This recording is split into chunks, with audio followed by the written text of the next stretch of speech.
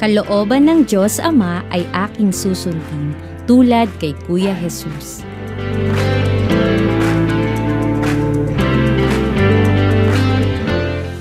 Ang mabuting balita ng Panginoon ayon kay San Marcos.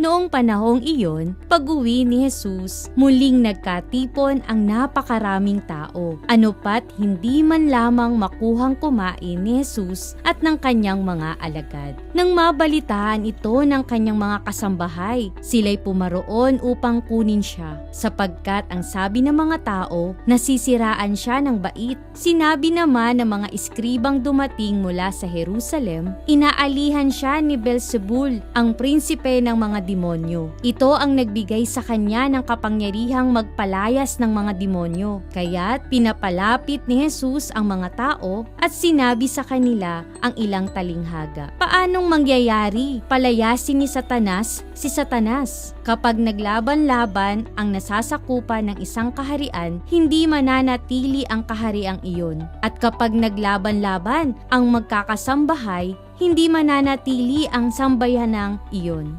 Gayon din naman, kapag naghimagsik si Satanas laban sa kanyang sarili at naglaban-laban ang kanyang nasasakupan, hindi magtatagal at darating ang kanyang wakas. Walang makakapasok sa bahay ng isang taong malakas at makaaagaw ng kanyang ari-arian, malibang gapusin muna niya ang taong iyon. Tsaka pa lamang niya malolooban ang bahay na iyon. Tandaan ninyo ito, maaaring ipatawad sa mga tao ang lahat ng kasalanan at panlalait nila sa Diyos. Ngunit ang sinumang lumait sa Espiritu Santo ay hindi mapapatawad. Ang kanyang kasalanan ay hindi mapapawi kailanman. Sinabi ito ni Jesus sapagkat ang sabi ng ilan, inaalihan siya ng masamang espiritu. Dumating ang ina at mga kapatid ni Jesus, sila'y nasa labas ng bahay at ipinatawag siya. Noon may maraming taong nakaupo sa palibot ni Jesus at may nagsabi sa kanya, "Nariyan po sa labas ang inyong ina at mga kapatid. Ipinapatawag kayo." "Sino ang aking ina at mga kapatid?" ani ni Jesus. Tumingin siya sa mga nakaupo sa palibot niya at nagwika, "Ito ang aking ina at mga kapatid, sapagkat ang sinumang tumatalima sa kalooban ng Diyos ay siya kong ina at mga kapatid."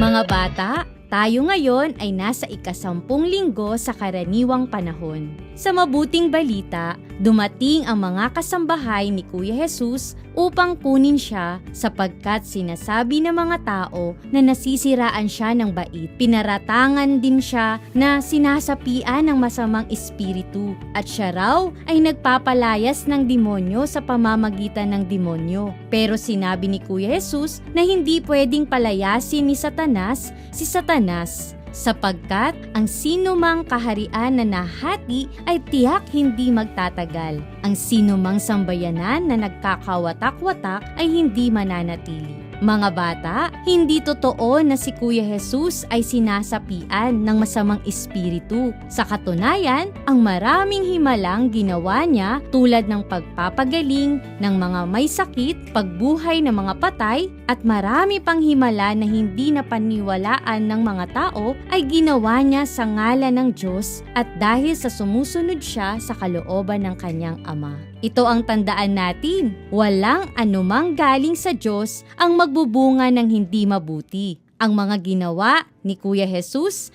ay pawang mabubuti sapagkat ito ay ang kalooban ng Diyos. Sa ating ebanghelyo, sinabi rin ni Kuya Jesus kung sino ang itinuturing niyang mga kaanak o kapamilya. At iyon ay ang mga taong sumusunod sa kalooban ng Diyos. Sinabi ni Kuya Jesus, sapagkat ang sinumang tumatalima sa kalooban ng Diyos ay siya kong ina at mga kapatid.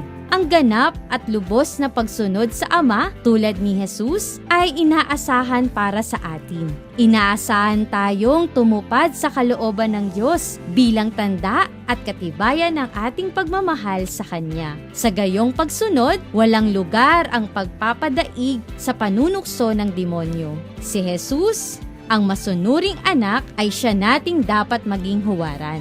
Tanging ang pagtulad sa Kanya ang susi para tayo ay mapabilang sa pamilya ng Diyos. Mga bata, kapag ang ating mga ginagawa ay namumunga ng mabuti, kung nananatili ang kagalakan, kung ito'y nakakaapekto at nakaka-inspire sa maraming tao, tiyak na ito ang kalooban ng Diyos. Ito ay galing sa Diyos.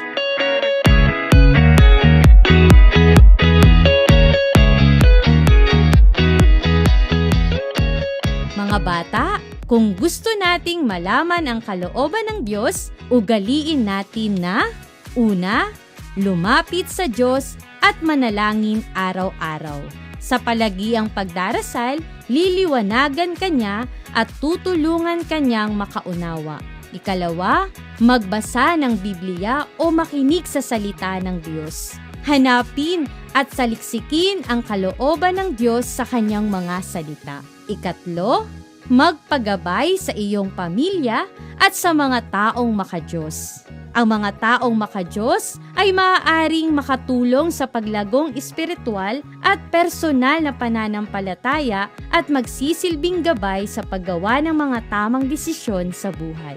Magtiwala sa Diyos na tutulungan Kanya para magawa mo ang Kanyang kalooban.